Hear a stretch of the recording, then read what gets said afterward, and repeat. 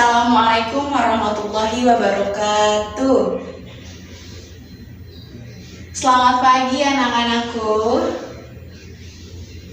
Apa kabarnya hari ini? Ada yang sakit? Atau tidak masuk? Oh, ada yang tidak masuk. Ya, baik. Tidak apa-apa. Alhamdulillah, teman anak-anakku yang ada di sini keadaannya sehat walafiat, sehingga pada hari ini kita dapat belajar dengan baik karena kondisi tubuh kita yang baik. Sebelumnya, dia udah pernah kenal ibu atau tahu ibu? Belum.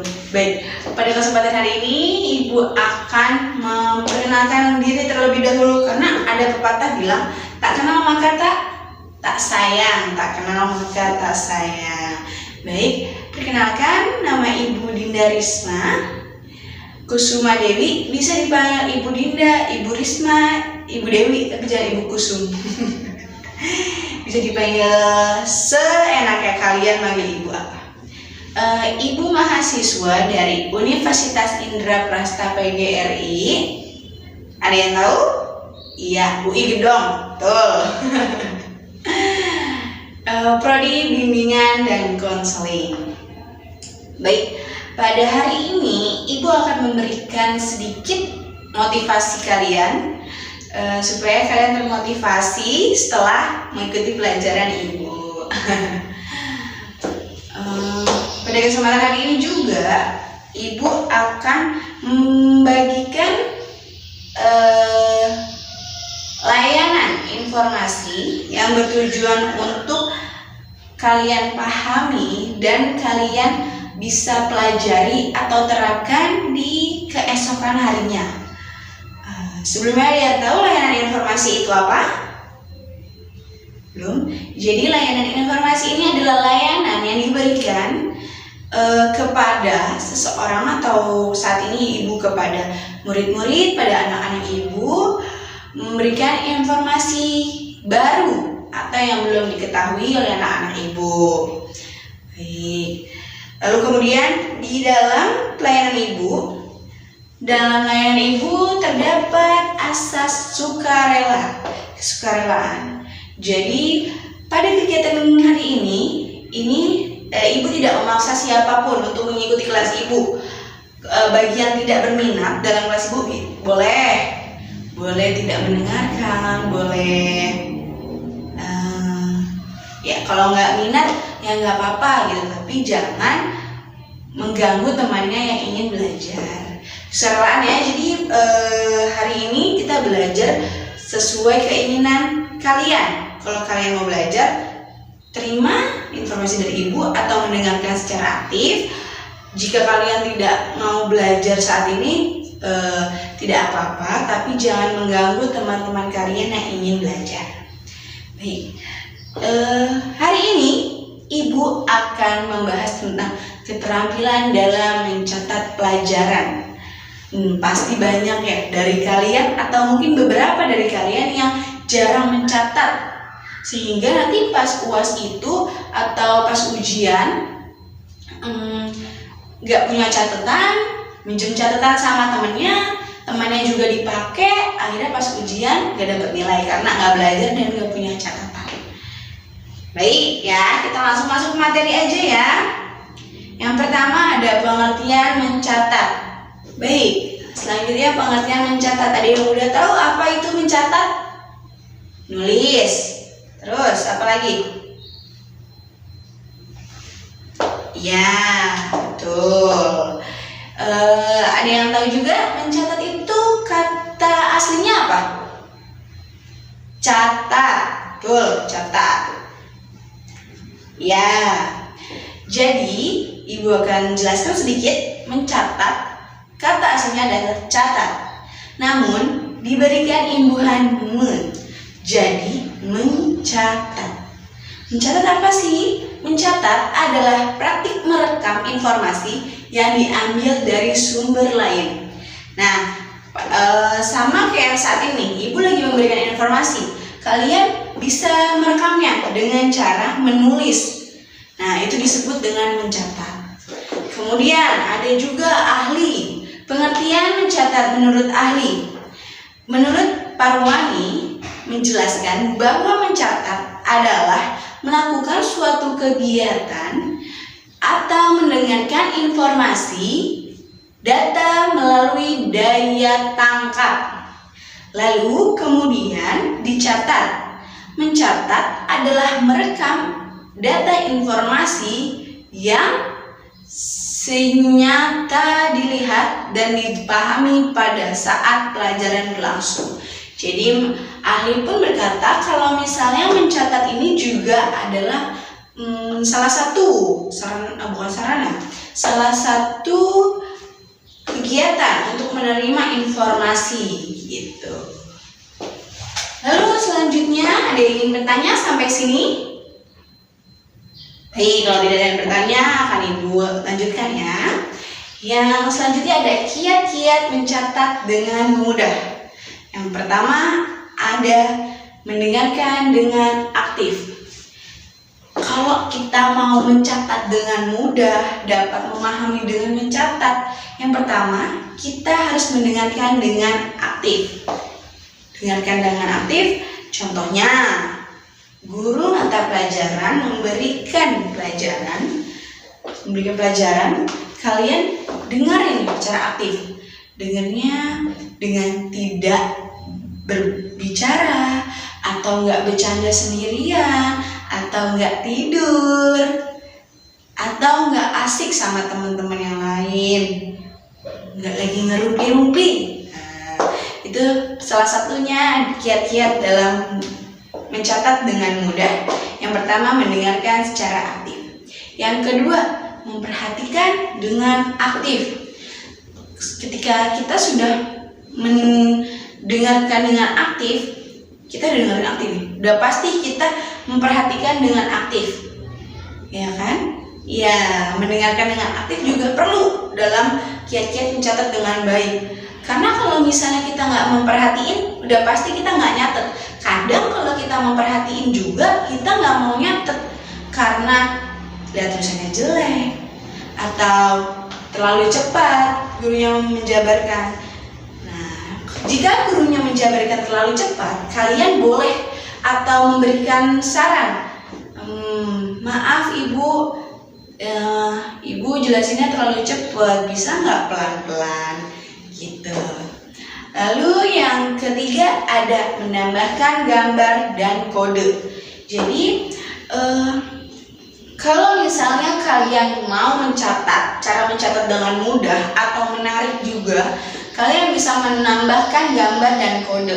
Sebenarnya guru di sekolah ini tidak mengharuskan kalian mencatat dengan pulpen warna hitam, monoton itu aja, tulisannya gitu-gitu aja gitu, atau tulisannya nggak bisa dibaca malahan.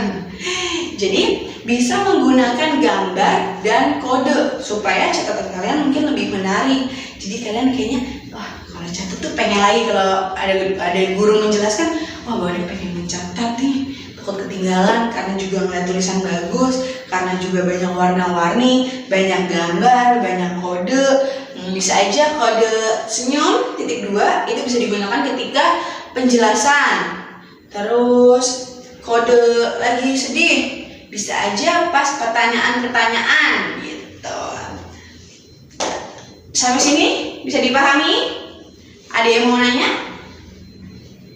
Baik, kalau masih tidak ada yang mau menanyakan, Ibu akan lanjut ke selanjutnya. Ada tujuan mencatat.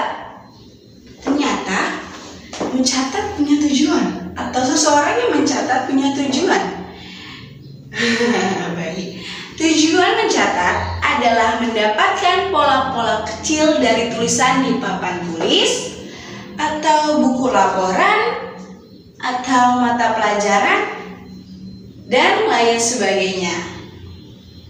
Catatan yang baik dan efektif akan membantu mengingat poin-poin kunci secara detail, memahami konsep-konsep utama, dan melihat kaitannya.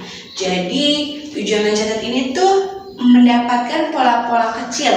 Kayak misalnya kita nggak dijelasin nih, di gurunya jelasin aja, tapi ada kalimat yang kayak misalnya, baik ibu jelaskan baru kalian nulis ibu jelaskan gitu. Ada yang ingin bertanya? Baik, kalau tidak ibu jelaskan kembali ya. Ibu lanjut menjelaskan. Baik. Selanjutnya ada manfaat mencatat. Nih buat yang nggak suka mencatat atau catetin semua pelajarannya satu buku, bukunya digado-gado deh. Ada pelajaran apa aja dicampurin. Nah ternyata manfaat mencatat banyak dan positif semua. Yang pertama ada melatih fokus pada apa yang sedang dicatat. Jadi orang yang suka mencatat biasanya lebih fokus. Kayak misalnya dia tahu nih, oh apa nih yang guru omongin, apa yang harus dicatat, poin-poinnya apa aja, yang penting apa aja. Nah, gitu. Jadi orang yang mencatat itu biasanya lebih fokus atau mudah fokus pada hal-hal yang ia kerjakan. Yang kedua, ada meningkatkan kreativitas serta inspirasi. Yang tadi ibu bilang juga tuh, mencatat boleh menggunakan gambar-gambar atau kode-kode. Nah ini juga menyangkut kemanfaatnya. Karena kenapa? Meningkatkan kreativitas serta inspirasi. Karena biasanya dari mencatat, kemudian diberikan gambar, diberikan simbol-simbol, lama-lama suka mewarnai, lama-lama suka menggambar, tiba-tiba termotivasi atau kayaknya ada keinginan nih buat apa saya menggambar aja ya, jadi sketsa ya. Nah itu meningkatkan kreativitas.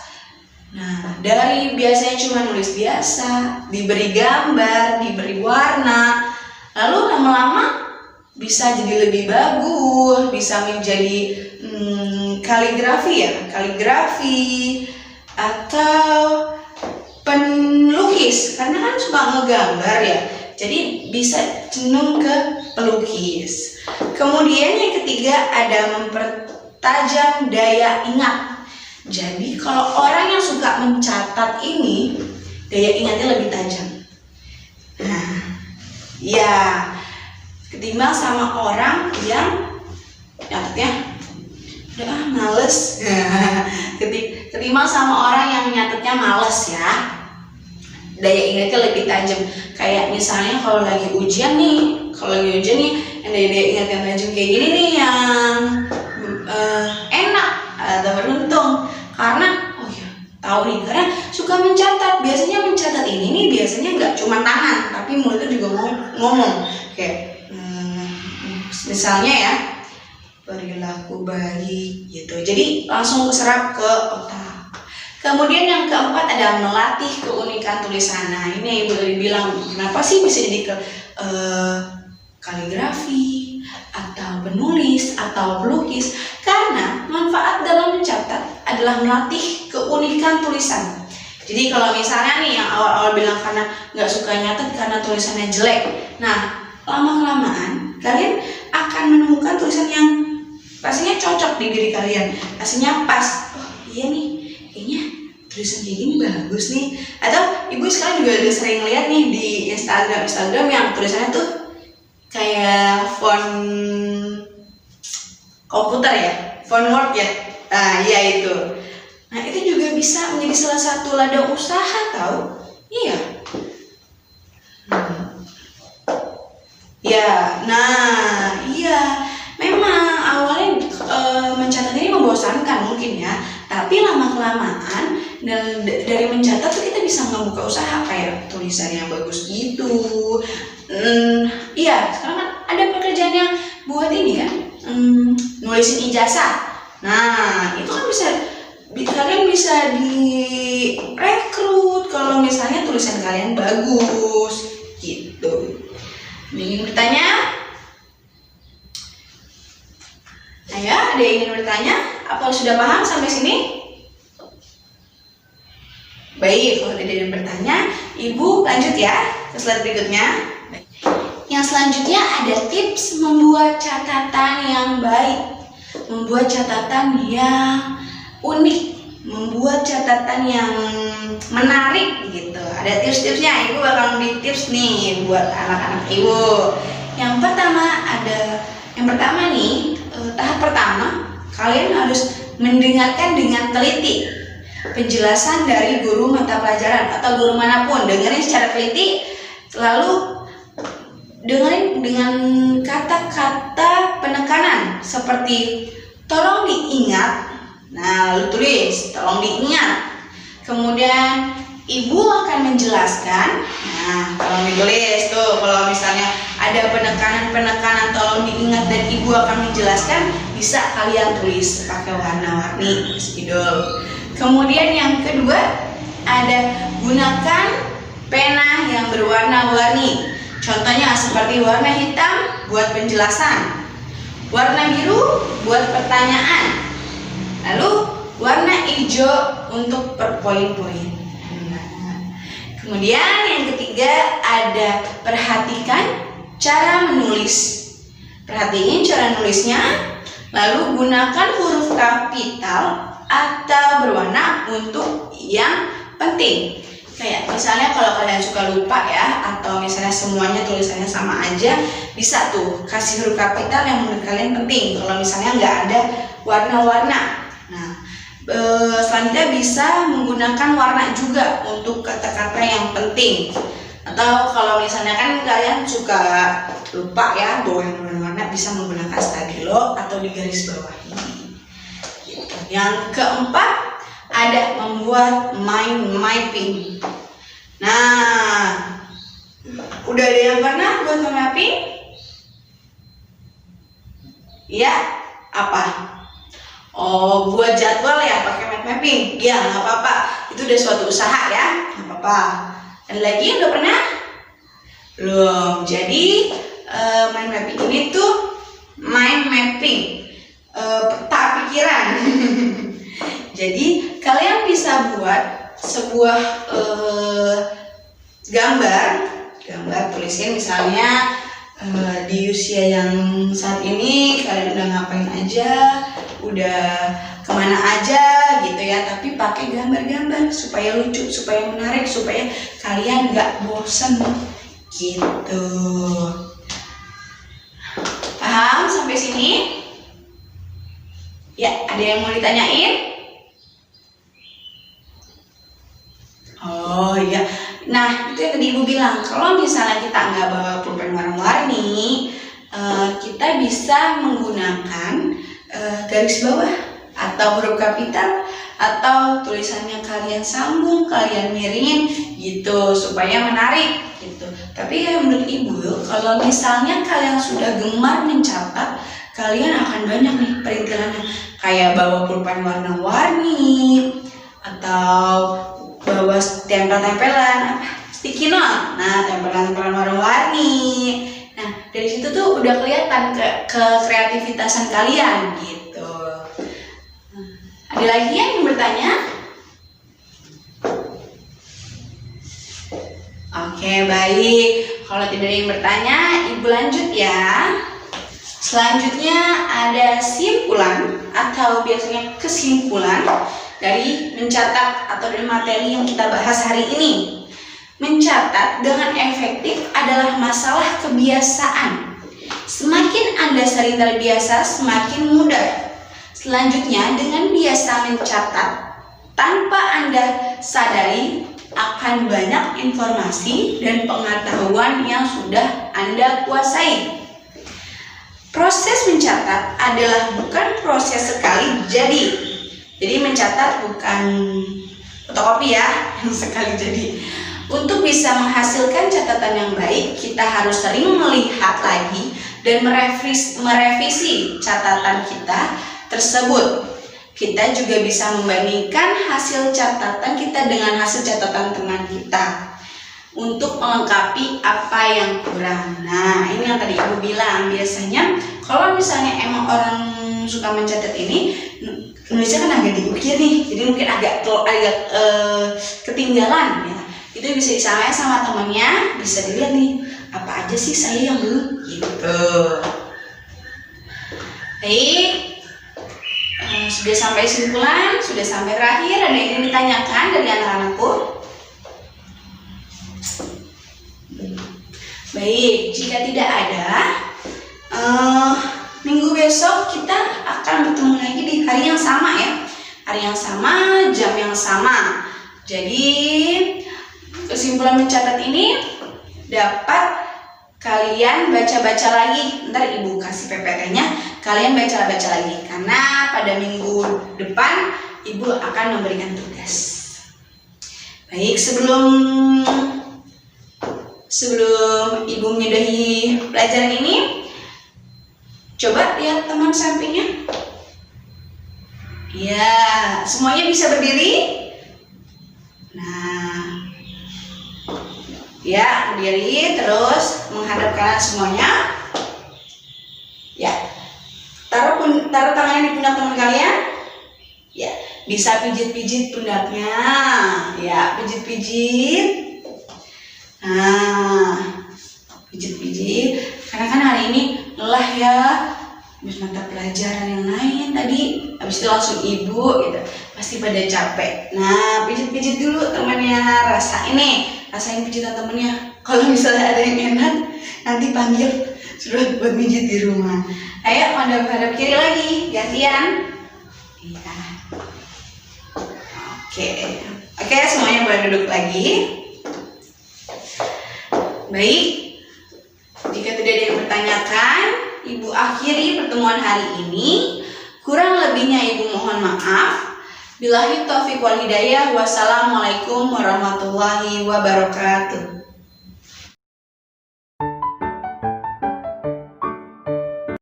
Assalamualaikum. Apa kabarnya hari ini? Alhamdulillah, semuanya dalam keadaan sehat walafiat. Oke, hari ini kita ketemu lagi ya di pertemuan kedua. Baik, semuanya masih siap, masih semangat buat belajar?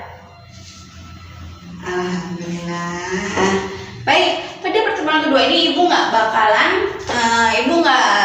ngasih PPT atau tidak menjelaskan lagi atau tidak memberikan informasi lagi kepada kalian seperti minggu lalu. Karena pertemuan kedua ini ibu fokuskan untuk memberi kalian tugas. Nah, tugasnya nggak susah-susah. Yang kemarin kan udah lihat nih tips-tips supaya mencatatnya dapat menarik, catat nggak dapat menarik. Nah, ada ingat? Ya, pakai warna-warni. Selanjutnya, iya, pakai garis bawah yang penting-penting ya. Iya, betul. Iya, betul. Buat mind mapping. Jadi, pertemuan kali ini ibu akan memberi tugas kepada kalian individu. Ya. Buatlah mind mapping sekreatif mungkin. Sebagus mungkin, buat dengan tema cita-cita kalian. Nih, jadi cita-cita kalian tuh mau jadi apa sih? Misalnya nih, mau jadi pilot. Jadi pilot harus ngapain aja sih nih tahap-tahapannya? Ya, lalu dikumpulkan ke ibu dalam waktu 30 menit. Sudah bisa dipahami? Baik, kalau sudah bisa, kita mulai ya. Kita mulai.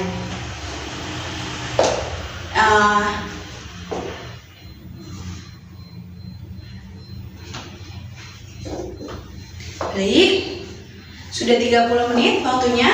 Yang sudah selesai bisa dikumpulkan ke ibu. Baik, dikumpulkan. Cukup sekian ya pertemuan yang hari ini. Karena hari ini nggak terlalu banyak ibu menyampaikan, jadi memang singkat, cuma membuat mind mapping aja.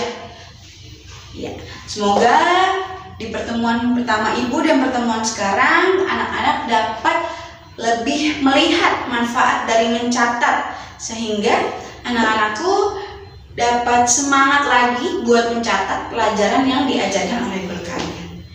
Baik, terima kasih. Sampai di sini. Wassalamualaikum warahmatullahi wabarakatuh.